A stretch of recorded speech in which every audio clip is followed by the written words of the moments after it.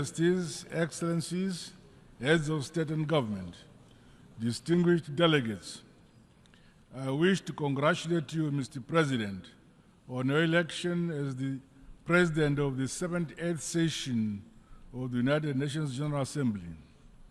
We are confident that under your stewardship, we will make progress on the important global agenda before us. Please be assured of Zimbabwe's support throughout your tenure.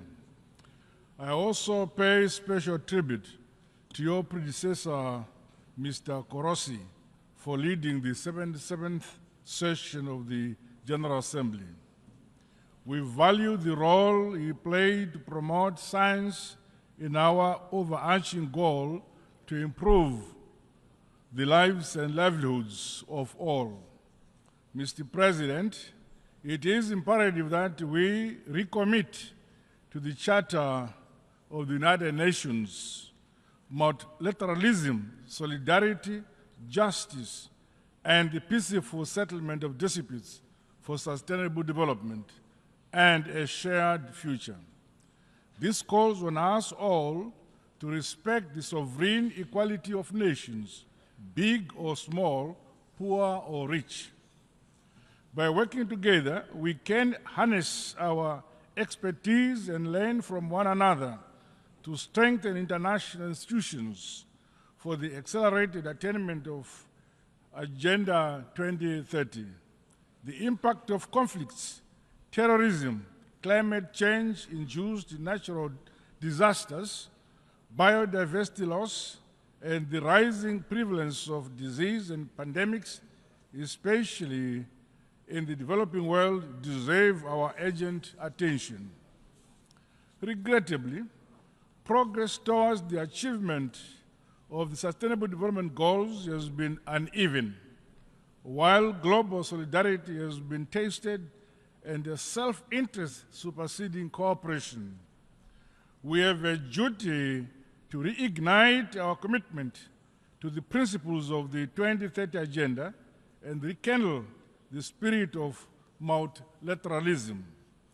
To accelerate our action on the SDGs, we must scale up investments in people and communities by ensuring access to quality education, health care, clean water, and sanitation for all. The creation of economic opportunities, decent jobs, and entrepreneurship, especially among women and youth, must remain a priority. Excellencies, Zimbabwe continues to entrench democracy, constitutionalism, good governance, and the rule of law following the recently held 2023 harmonized general elections. I am pleased to highlight that our country enjoyed peace before, during, and after our free, fair, transparent, and credible elections. Zimbabwe has been under the illegal unilateral economic sanctions for 23 years, imposed by some Western countries. These sanctions were designed to subjugate the sovereign will of the Zimbabwean people. We therefore demand that the unjustified unilateral sanctions be unconditionally lifted, including those imposed on countries like Cuba. We remain grateful for the support and solidarity of progressive countries in the Committee of Nations. In spite of these debilitating sanctions, the people of Zimbabwe have become masters of their destiny. This is anchored on a philosophy that, as a people, we have the duty and responsibility of developing our country using our own domestic resources. Partners and investors are welcome, but guided by our own vision and national priority areas. We are recording unprecedented development and economic success milestones. For the last 3 years, our country has been the fastest growing economy in our Southern Africa region. Further, Zimbabwe is prioritizing the eradication of poverty and improving the quality of life of our people, particularly those in rural areas. The empowerment and the capacitation of communal and small-scale farmers has seen us realize food and nutrition security at both household and national level. With effect from this year, our country will become a net exporter of wheat. Zimbabwe has not been spared from the negative impact of climate change. Hence, my government continues to make the requisite investment in infrastructure to mitigate and build resilience towards climate change adaptation. Dams are being built across the country. In addition, we have begun an ambitious and yet achievable program to sink solar-powered balls in each of our country's 35,000 rural villages and schools.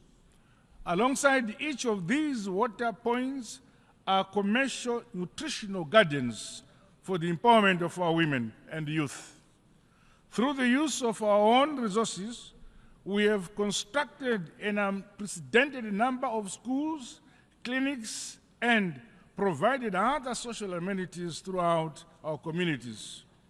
Mr. President, today's realities across all regions bring to the fore the importance of global solidarity. No nation, no matter how powerful, can stand alone to realize sustainable and inclusive development. The high-level meetings on universal health coverage, tuberculosis and pandemic prevention, preparedness and response are welcome opportunities to reflect on the importance of maintaining essential services during pandemics and health emergencies. The realization of affordable and quality health delivery, as outlined under SDG 3, is a key deliverable for my administration. Science, technology, and innovation are essential ingredients to leapfrog the modernization and industrialization of developing countries. To this end, Zimbabwe continues to reap the benefits of a comprehensive and transformative heritage-based higher education curriculum. The innovation hubs and industrial parks established within institutions of higher education have refocused young people in our tertiary institutions towards developing and producing goods and services. Allow me to reaffirm that Zimbabwe is actually open for business. Mr. President, building resilience and tackling the adverse impact of climate change should be an urgent priority for us all. In the case of Zimbabwe and the Southern Africa region, floods and droughts have affected the livelihoods of many while hindering progress on national development. May I express my deepest condolences and sympathies to the government and peoples of the Kingdom of Morocco and the state of Libya on the recent loss of lives as a result of the devastating impact of climate change. There is need for concrete climate action as opposed to mere promises, so that we strengthen our adaptation, resilience, and mitigation mechanisms. We must transition to a low-carbon and resilient global economy by increasing investments in renewable energy, sustainable agriculture, and green infrastructure. Commitments made under the United Nations Framework Convention on Climate Change and the Paris Agreement must be honored to deliver climate justice. It is our hope that progress will be made to operationalize the loss and damage fund. Zimbabwe is implementing a climate change policy and response strategy, while disaster management and the early warning systems continue to be strengthened. Mr. President, the need to reform global financial institutions is of essence to unlock funding for developing countries. The current exclusionary architecture, dominated by a few states, is failing to deliver the requisite resources for countries to finance their developmental priorities and other pressing health and environmental challenges.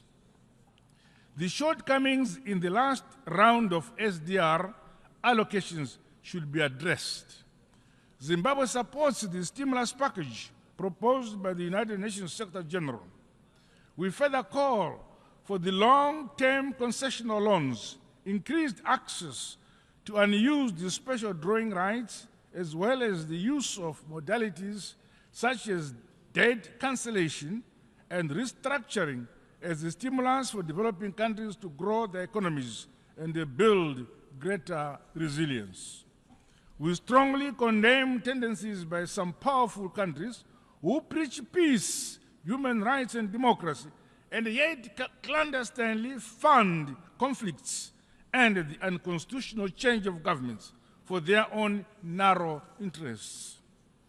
We further condemn the use of unilateral and illegal sanctions as a foreign policy tool at the disposal of some powerful nations, such as those sanctions imposed on Zimbabwe and the countries like Cuba.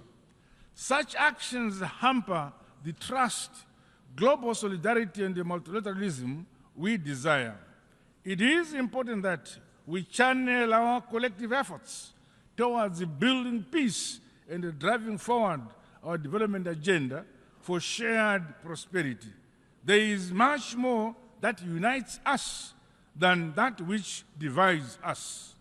Similarly, the establishment of a fair and inclusive global security architecture has become urgent. The maintenance of peace and security should never be the preserve of a privileged few.